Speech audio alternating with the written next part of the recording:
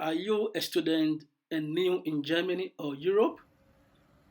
Okay, there is a simple way to tell a bus driver you want to alight or disembark.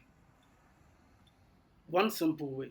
Don't go about shouting in the bus that, hey, I want to alight, or stop and let me get out or get down. No, we don't do this in Germany or Europe or in any advanced country. In any advanced country, there is a simple process. There is a button that you have to press.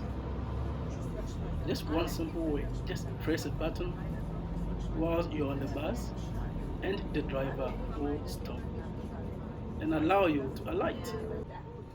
This video is to guide new students, especially students of African descent or students coming from supposed third world countries. It's to guide you and nothing else. Keep watching. So, as you can see, there is a button with the inscription stop. Press on the button and you can alight safely. Press the stop button whilst you're on the bus, and the driver will stop and allow you get down. Don't shout at the driver.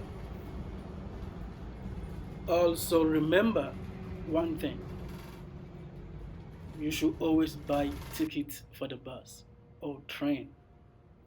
Don't forget to get a ticket or whatever that can allow you board a bus or a train in any advanced country like Germany. This will help you stay away from trouble.